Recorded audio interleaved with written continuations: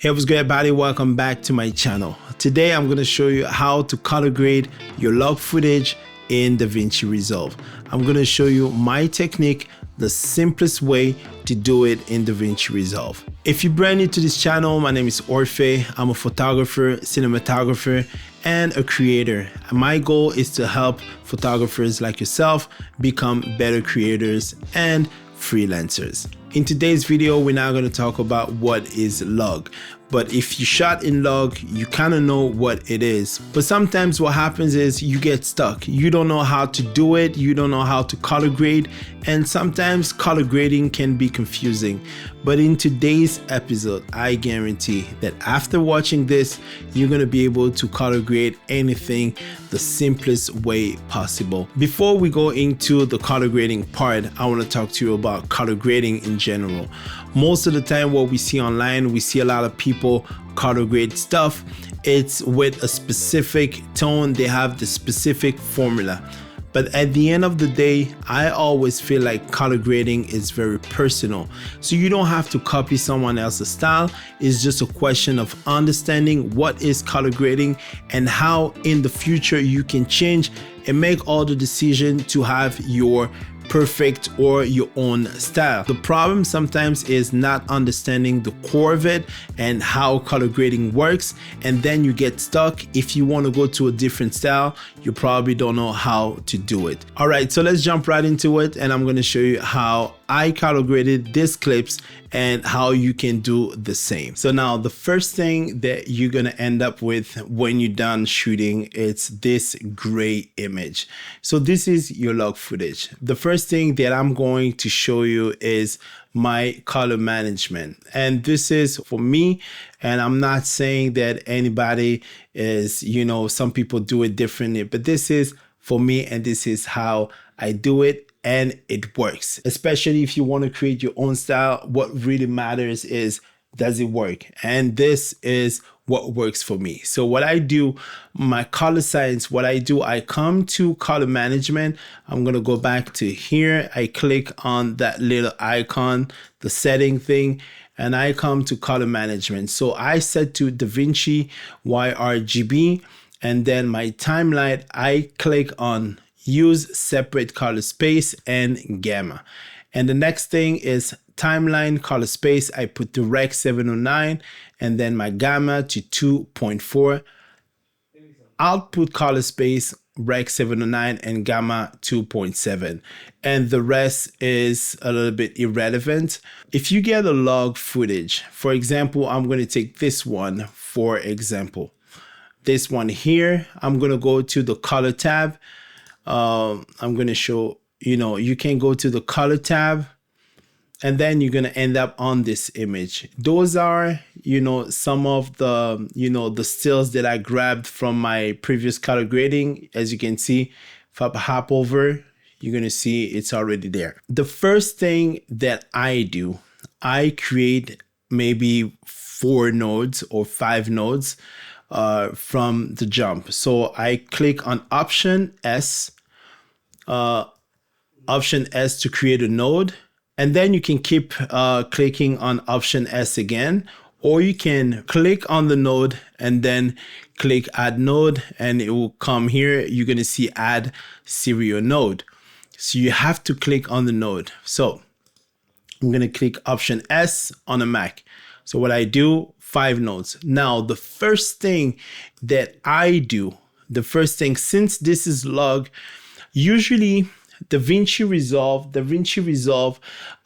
doesn't know what type of camera were used to shoot this. So what you have to do is tell DaVinci Resolve, okay, this is what I shot with. So you're going to come on the right, you're going to see effects on the effects tab. You're going to click here, and then you're going to scroll and go to color space transform.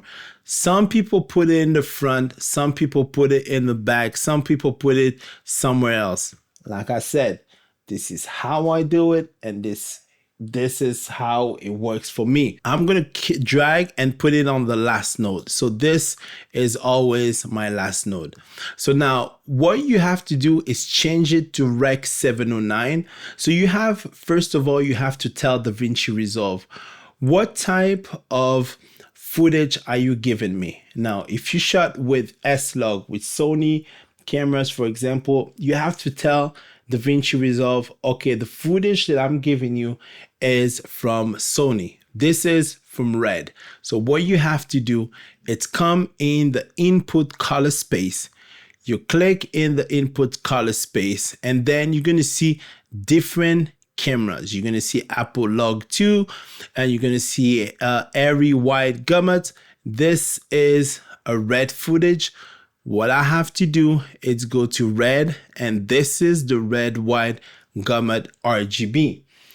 This is what I choose. And the first thing you're going to see right away, you're going to see like a color change. You're going to start seeing some colors. Now, the next thing that you have to do, it's input gamma.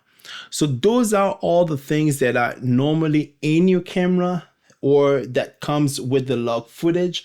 You're just telling DaVinci Resolve, this is what I'm giving you. Now, because this is a very crucial step. Now, I'm going to go to Red. I know that I'm giving Red Log 3G10. That's what I'm going to choose. If you shot, for example, with Canon, the first thing you're gonna have to do is go to Canon. The first in the input color space, you're gonna come to Canon Cinema Gamut. That's what you're gonna choose. And then in the input, you're gonna go to Canon Log 2 or Log 3. This is what you have to do. Like I said, this is a Red footage. So the next in the input gamut, what I'm giving DaVinci Resolve is my Red Log 310.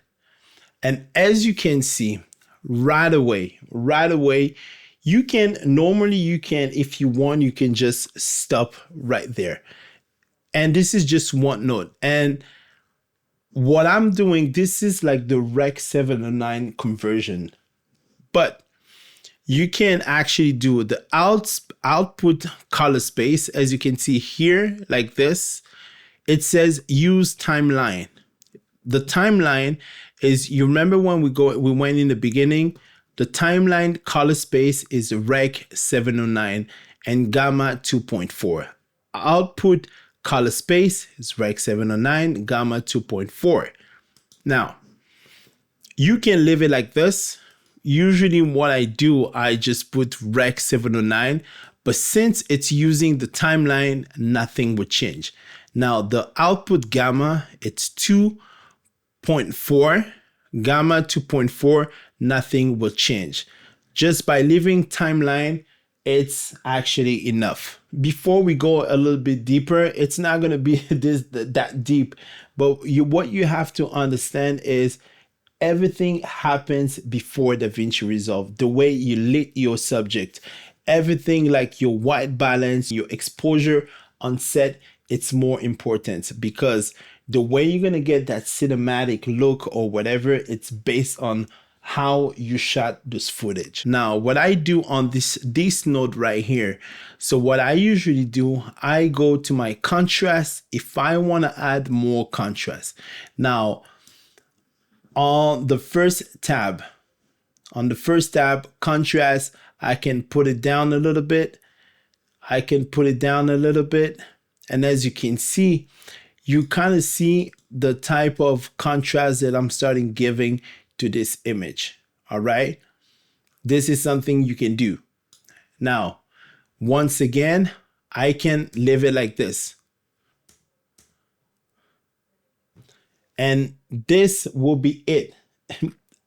But this is something based on, the way I lit this scene. It has nothing to do with my color grading, and what people call cinematic, usually it's based on how everything is lit based on the actual, the actual trends of cinematography, because back then it was still cinematic and we didn't have all the shadows and stuff like that. It's just like the current trend. This is what's called cinematic, but it has everything to do, the majority of the part has to do with how you lit your scene. What I love to do after that, you can come on your second node or you can do everything on this first node. It depends on how you work. Now, my secret sauce, I have a plugin for a film look and it's called Dehancer. This is not a sponsored video, but I still have the plugin. I've worked with them in the past. So you still have 10% off if you want to get like a discount on your purchase. So what I do on the second node, on the first node, what I do here, you can choose and change your let me go back on the first node. Since this is red footage, it's raw footage. Now I can go and click on the first, the camera raw. If I click on that, I'm gonna see everything that, I can change my ISO. I can change everything right in here. Like for example, if I shot it at 250, if this is a little bit too dark, I can put it at let's say 320. And usually what happens is, what you're gonna see red default. Now this is the reason why you're seeing this, is because I already I'm gonna put this, no, usually it's project.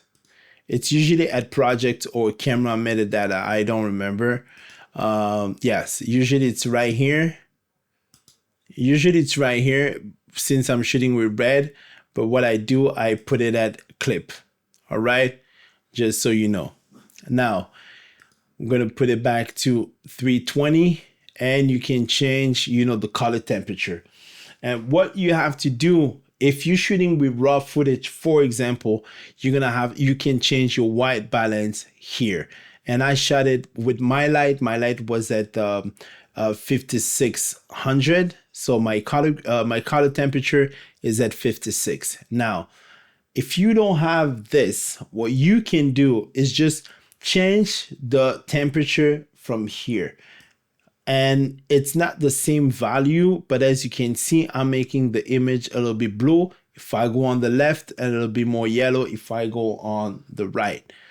All right. This is something that you can do as well. So I'm just going to bring it down a little bit just for me. Now, on the second node, what I do, like I said, I have a plugin. It's called Dehancer. What I do, I just add the answer to get a film look. First of all, you don't have to do that. You don't have to do it, but this is one technique.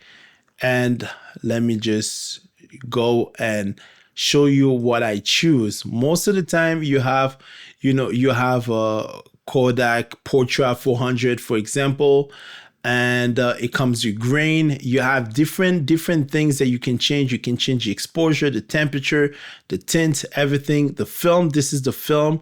This is a Kodak Portra 400, for example, right here. I can leave it like this. And usually if I click, because it's a little bit heavy, most of the time it's because of the noise. I come to my playback and put it to quarter so we can move, nice. This also could be a look. Now, if I don't like the grain, this much film grain, I can just remove the grain and leave it clean like this. This also could be one of my editing. What I go for most of the time is Ostrom color negative 125. This is the look that I choose because I feel sometimes it doesn't change my skin tone too much, and it still gives it a little bit of, contrast and a little bit of pop, but it desaturates a little bit the image. What you can do is go on the second node, on the third node, and add a little bit of saturation if you want to.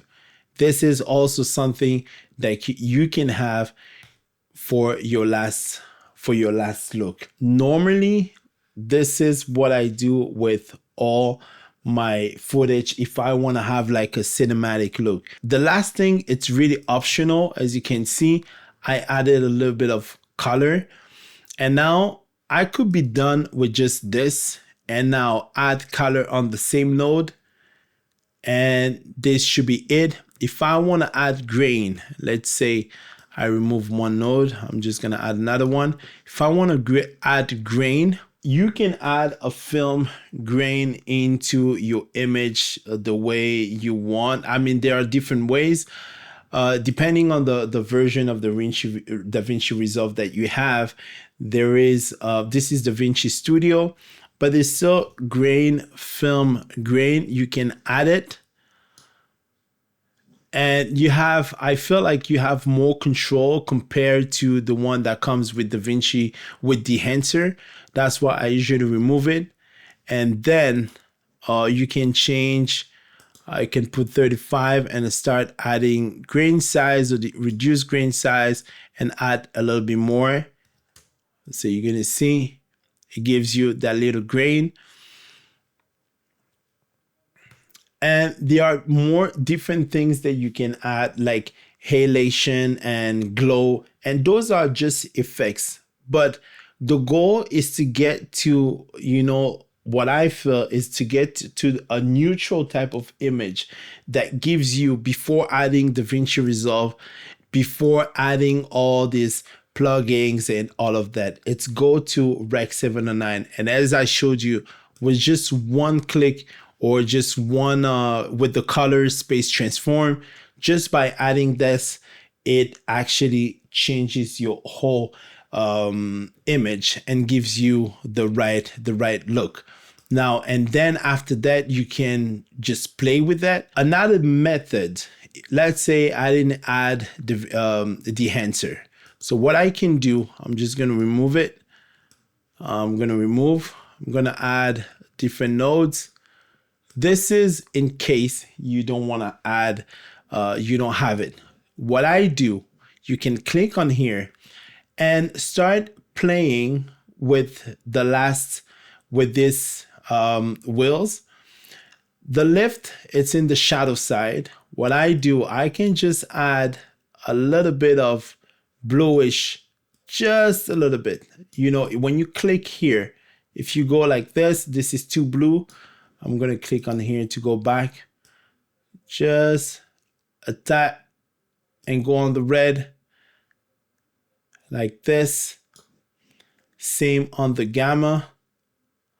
I can, everything depends on the you know, how I want my image to look. All right. And after that, I'm pretty much, I'll do it like in every channel, but it's very subtle. I'm going to show you before and after. As you can see, before and after. And on the next node, what I can do, it's still add a little bit of saturation or decrease saturation if I want to give it a little look. And usually that's what I do. Some people will not maybe recommend this. It works for me. Like I said, at the end of the day, you're not competing with anyone. It's just you working on your craft, and you can create your own sauce and have the right result right there. Usually when I'm done, I usually right click, grab still, and this is the still. Right click again, and you can change the label and call it, okay, last grade. And then you can just apply, right click, you go back here, right click and apply grade. And you're going to see everything that you did will appear here. If you don't see this, maybe the gallery is not clicked. Please make sure to click on gallery. That's where you're going to be able to see everything. And also what you can do is just copy everything. Okay, let's grade.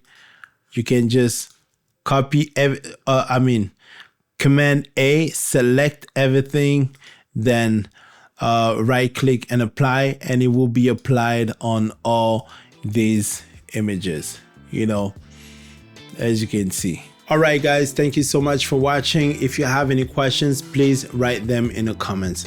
You already know what time it is. It's your boy Orphan and Me Baby. I'm out. Cheers!